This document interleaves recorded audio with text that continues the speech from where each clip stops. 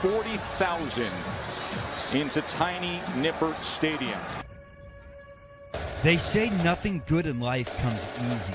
You had to buy football tickets to get basketball tickets. And basketball is the hot ticket because Bob Huggins had the Bearcats rolling. Program that was rumored to be disbanding about 15, 20 years ago after some huge losses. They say the longer you have to wait for something, the more you'll appreciate it when that someday comes. Caught! Touchdown, Armand Benz! We thought the moment had arrived, They are in the playoff. only to find out the moment's been too big. Hey, go to hell. At the end of the day, it's a business. Present day, nobody believes in this team. Scott Satterfield, no answers at the moment. But with this program, the best things have come when you least expect it. Number one, let's go! And the Bearcats are up 16-0 in South Bend. Get any idea about this program? The Bearcats? Welcome to the only Bearcats call-in show on YouTube. Coming at you live after every single game. This is Chatterbox Bearcats.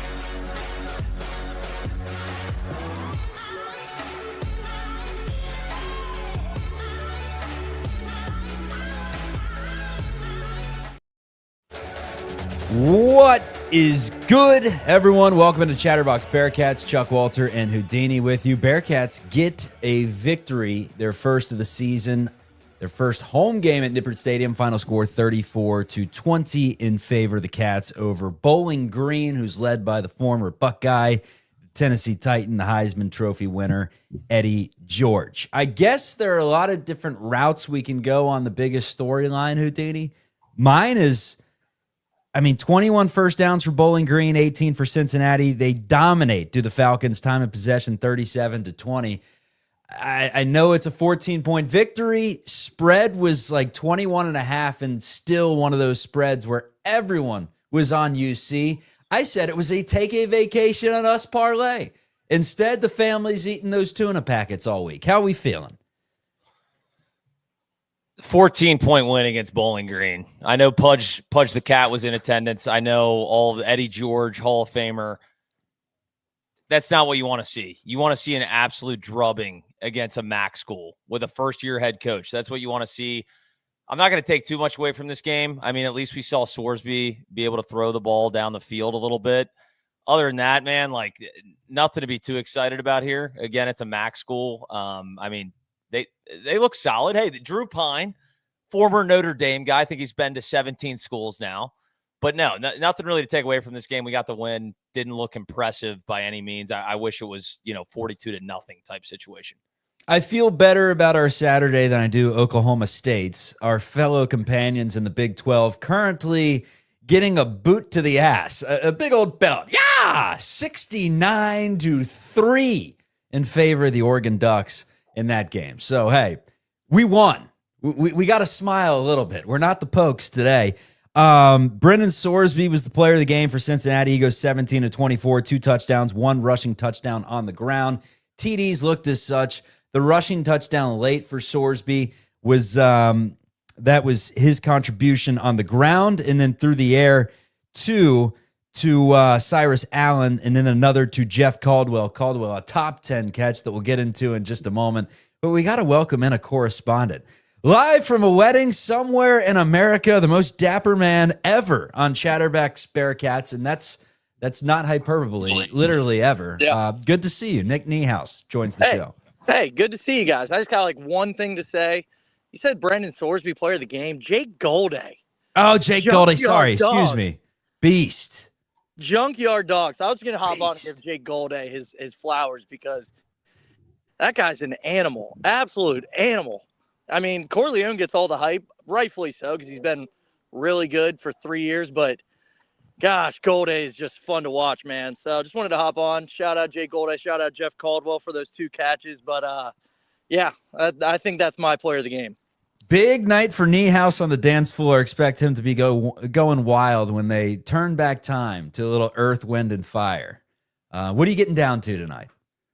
You know what's crazy is I actually got 2 weddings tonight, so I'm wedding hopping. Wow. So I'm at the first one We got an after party for the next. I see Hudson's face. We got 2 weddings tonight, Hudson. I don't know how we're gonna do it, but we're gonna get it done. Double header of weddings, and they chose to have these weddings when we're playing Bowling Green on a Saturday. I mean, that's malpractice. Hey, I gotta say, if anybody ever questions my loyalty to the Bearcats, We lost audio, but I'm sure it was great in the house. Oh, Nick, good stuff. He had good content there. He was going to say something special, but we'll save that for next week. I truly believe he had something just incredible. Drew Pine, what an interesting collegiate journey it's been. He's in his 6th year of college football.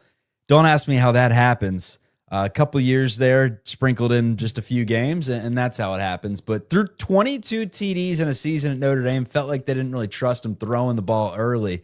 Let's go back to the second drive of the game after Sorsby had already thrown a beauty to Cyrus Allen. He then finds Jeff Caldwell on that top 10 play, over-the-shoulder catch. When's the last time you've seen that much of a beauty from a Bearcat? Like, really, I can't put my hand on it. That thing was nice. That was Calvin Johnson, a little Megatron 2009 action. I might have gotten ahead of myself when I was saying I think Jeff Caldwell had a single catch against Nebraska. I had like a Twitter video saying like he's going for 2 tutties, 140. Didn't see it, but hey, against MAC competition, Jeff Caldwell looked like exactly what we thought. I mean, he was awesome, dude. He had that incredible catch, and then he just manhandled guys to get in the end zone on the other one. So he's got the frame, like we said.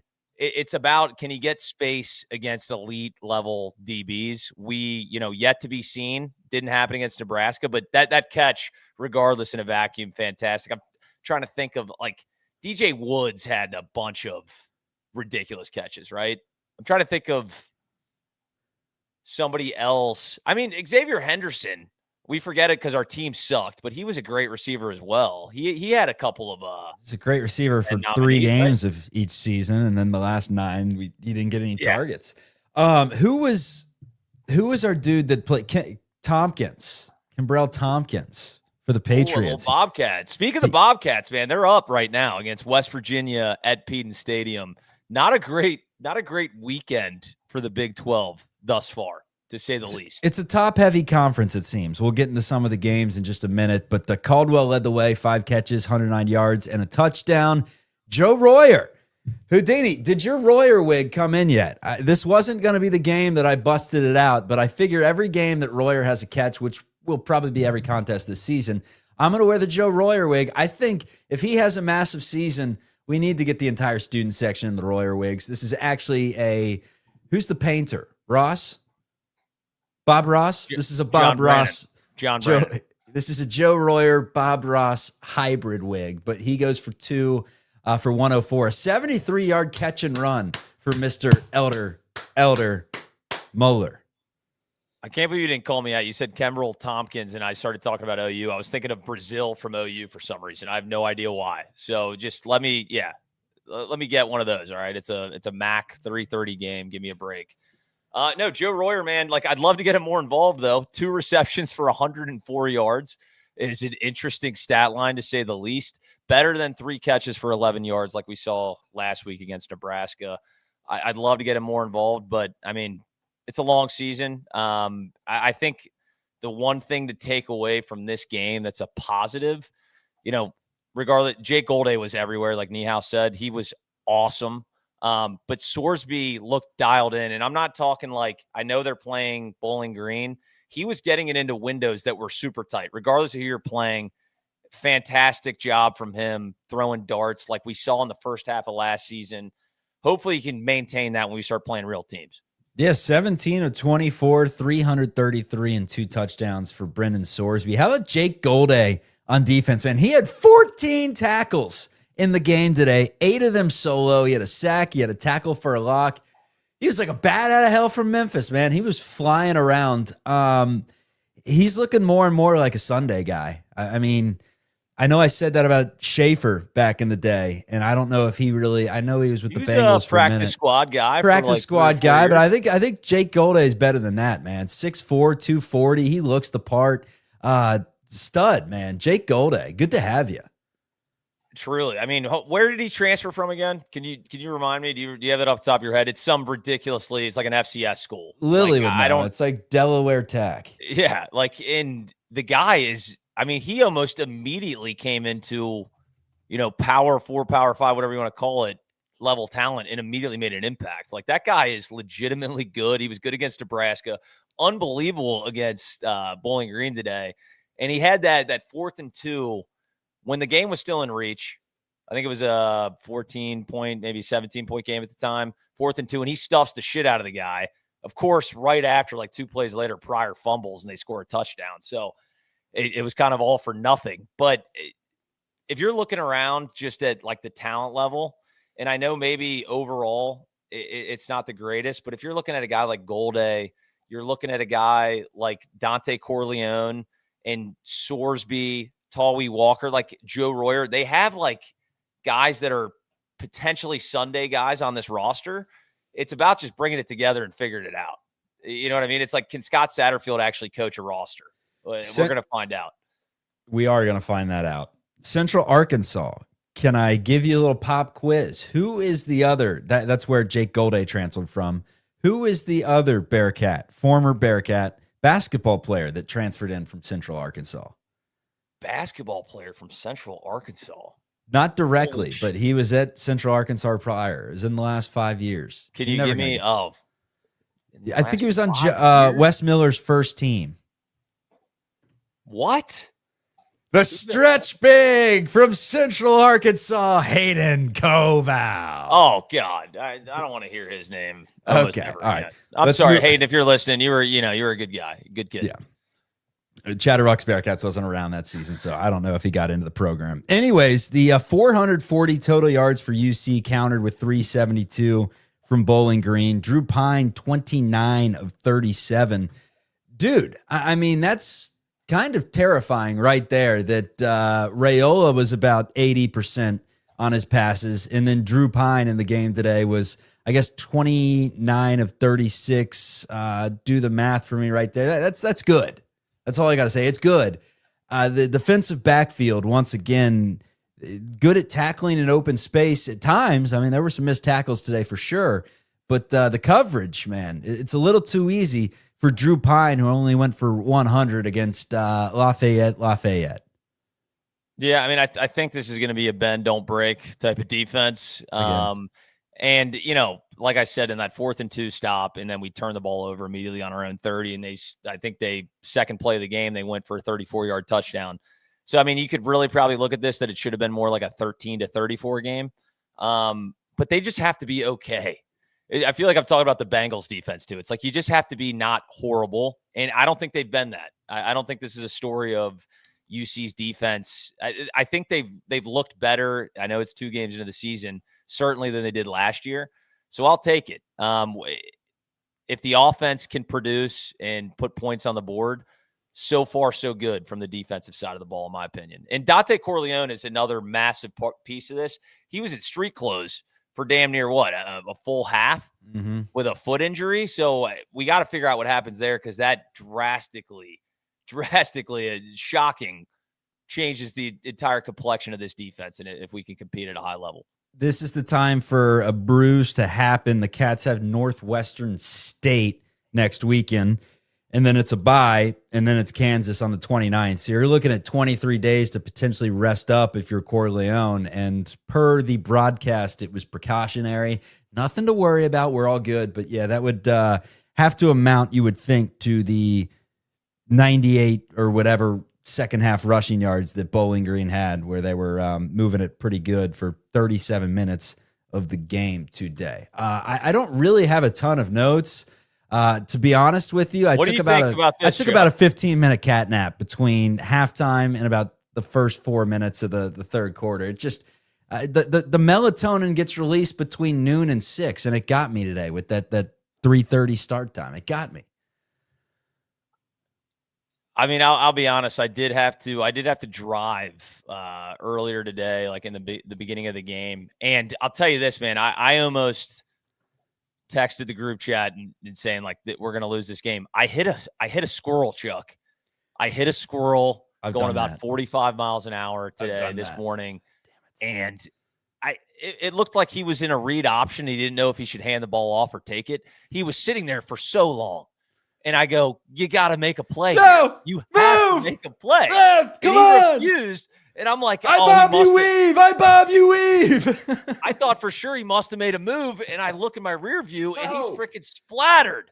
I mean, I was devastated. I almost just turned back and said, you know what, screw it. Like, this is the Bowling Green's day. Pudge the Cat wins again. But nonetheless, talking about Jacob Shoothless in the comments mentioned about our run game. I thought it was really bizarre that we ran all over Nebraska. Did not have that same type of daylight against Bowling Green. Very interesting. I mean, if you look at, the stat sheet here, we had 106 yards rushing. 40 of those were from Sorsby. You had Pryor for 33 and Talwee Walker with 32 yards on 11 carries. Like, I would have thought, if anything, they're going to just run the ball down their throats. That was not the case. So that's something to keep a tab on moving forward. I'm just moment of silence for the squirrel. I've done that before. I did it on the way to Louisville, Kentucky years ago. And it was back when our gambling page, Houdini, joined very, very late stages. But the choice cuts, we were rolling at this point. And we had made our way to the collegiate campus of like Samford. And the guys at Elon were sharing the picks. Like, they thought we were gurus. And this was a Saturday super slate. We had about 19 games. I hit the squirrel on the way to the Yum Center. I did the live choice cuts from there, and I think we lost every single bet and never recovered. So, and we didn't cover today. It came in full circle because this was the. It was. If you bet UC, I should have made a public statement or something. Like, I just annihilated a squirrel in a Mitsubishi that was just ripping down the highway, and I apologize. And I did mention I was with my buddy Kinger, and I'm like, I'm gonna have to give a shout out to that squirrel. As his last dying breath, I'm going to give a shout out on Chatterbox Bearcats. Send him off the right way. At least we got a win for him, right? Yeah. It's tough. It's tough. I don't know how you segue from the squirrel talk, but accidental. Bowling Green, Petaway led the way rushing with 72 yards. We mentioned Pine. Really not a ton else to get to from this game. I thought Cincinnati, when they went up 21-0, was going to cruise. Thought the 22.5 was pretty easy. And unfortunately, when you only get time of possession for 20 minutes, like, what are you supposed to do? 34 points with the 20 minutes time of possession. You'll take that, but you can only score so many points with that many possessions. And again, Bowling Green kind of doing what Nebraska did. It was clock control. It was kind of a genius game plan to hang around close, and they left some points on the board, man. Bowling Green could have had it even a little closer than this. So Cats win. Not a ton to take away. There's not going to be a ton to take away until the 29th when they play Kansas, but they do have a tune-up game before then with Northwestern State. I am going to be camping in the Rockies, so Houdini will be your conductor next weekend. Quick show, Houdini. Just a quick show. Nice and easy. That might be like 60 seconds. I will say, talking about a good game plan from Bowling Green, they might be a feisty team in the MAC. Like, they have potential to win the MAC. Is Eddie George not the youngest looking? How old is he? Let me see. We need our interns doing this. 51-year-old you've ever seen? He looks like he might have gone to college with us. Like, I'm like, oh, were you a senior when you were a freshman? Like, he is. The guy's in incredible shape. Shout out to Eddie George. Shout out to Eddie George. I think. And this may be a hot take to some, but considering based on most of the chats throughout the years, I don't think many people are going to argue. I think I'd trade Satterfield for Eddie right now. I'd take him. He was firing up his guys on the sideline, had them playing hard. They fought in the second half. Meanwhile, we got Satterfield with 26 seconds left in the first half. We have it at the 32-yard line. We're, 25 yards away from field goal range. We have 3 timeouts. He just goes ahead and takes a knee. He calls it a half. It's like, come on, let's practice some drills for later in the year. Like, how many times do we have the ball with a chance to tie it with a field goal and we don't know how to clock manage? Like, come on, what are we doing? At least use these types of games to like practice your 2-minute drill type thing. Like, I thought that was insane. Like, you have Sorsby who threw for 330 yards and you have 30 seconds left with the clock stops at a first down. Like, crazy. You know what it was? Houdini? He knows how much of a disaster end of first halves have been. He's like, fuck it. I'm not doing it. I'm not doing it. Yeah, maybe you're right. Maybe it's like, I don't blame him. He's like, I've seen this story before. I'm not fucking finishing this book. Let's just go to halftime and figure it out. Pudge, hey, shout out Pudge the Cat, too. Pudge the Cat, they have a security team. I don't know if you know this, if the 17 Bowling Green fans are listening, they would probably know. Excuse me, Houdini. One, that's disrespectful because I counted one today at a restaurant in Chicago. A guy decked out in Bowling Green gear came in to get a takeout pizza. I'm like, who the hell is this guy? What are you doing here, bub? There were quite a bit of Falcons fans that made the trip down, man. And I don't know if some of them were, covert Buckeye fans that have just hopped on the Eddie George bandwagon, but that was a bigger turnout than I see from like West Virginia. There was orange everywhere, man. Hey, I mean, respect to Bowling Green, man. I think it's a formidable program. Not always the best, but they fought well today. I truly think Bowling Green might. Granted, we might just suck. That might be the real story here. But Bowling Green might be a win the MAC. Like I would not mind a futures bet on Bowling Green. All right, how about a futures bet on the Cats winning more than 3 games? GMAX says, I think UC wins 3 conference games max. UCF I can count, I think. I think we can count West Virginia. I don't know if it's gone final yet, but they look pretty bad. And then Oklahoma State's down like 70 points right now to Oregon, who's great, but they don't look like anything special. And then we could sneak out maybe 4, I think. I think we can win 4. We're winning more than 3. I appreciate the pessimism, but we're winning more than 3 games. Like if we beat Kansas on the road, sky's the limit. Sky's the limit. But I mean, if you just look down this UCF, you got to mark that as a win. Baylor has looked very beatable. Like every team on the schedule is beatable. I mean, granted, at Utah and at TCU, going to be tough ones, no doubt about it. But like in Arizona, like I think we're right in the range of Arizona football. Come on. Yeah, I mean, Arizona, man, 69-3. Oregon's going to take that game. Troy's beaten Clemson as of right now. That would be a stunner. Ole Miss, Kentucky, and a good one. Our next head coach, potentially, Alex Golish, leading South Florida over Florida right now, the 13th ranked Gators. I'll tell you what, this would be a good year. If UC were to be bad, Houdini, this would be a good year for them to be bad because between Golish or Summerall, I think your next head coach could be right there. I think one of them would accept that job. I think I'd go Summerall first, but maybe Golish, man. I'd have to look at where they're from because I know Golish is an Ohio guy. We need more Ohio guys. The North Carolina thing has not worked out. With all due respect to Wes Miller and Scott Satterfield, we need to take a break from North Carolina for a minute, and that may factor in. West Virginia. Let's get this West Virginia score as you rebuttal to that comment, Houdini. It is Kansas is down 11 to Missouri, so they're going to lose their first game of the season. And then West Virginia is in a tight one, 17-10 Ohio over WVU right now. Yeah, I mean, yeah, you're right, though. If it's a good year to suck. I mean, hell, Mike Gundy might get fired at Oklahoma State. Deboer at Alabama might get canned. There's going to be a lot of candidates out there. Deboer. Whatever the hell his name is. I don't even know. I don't care. We don't want him. Whenever we pick a coach that has been coaching high-level football and not from like a lower-level conference, it has not worked out for UC historically. I mean, Tommy Tuberville was like the one coach everyone was like, what a snag. What a snag. Like this program is like on the map now. And he was, get a job. He was terrible. He was absolutely terrible. It was like every coach from Central Michigan and like the MAC level programs. Those are the guys probably that we should be looking at. But hey, we're 1-1. We lost to Nebraska by 3. Eddie George. It's tough. It's tough to beat Eddie George. It's tough to win covers, apparently. And it's a tough day to be that squirrel. Our condolences. Pudge the Cat comes to Cincinnati and naps the entire game. Literally, the entire game. Took a nap. And I took a nap during the game, too. It was kind of a snooze fest, especially in the second half. But 34-20. Bearcats get the job done. Anything else to add aside from the fact that we shout out our first sponsor on Chatterbox Bearcats, Martino's on Vine. That's the place to be before and after Cats games. Get some drinks, get some food. they're hopping on board. The official bar of Chatterbox Bearcats. More news on that coming up soon, but shouts to our guys over there.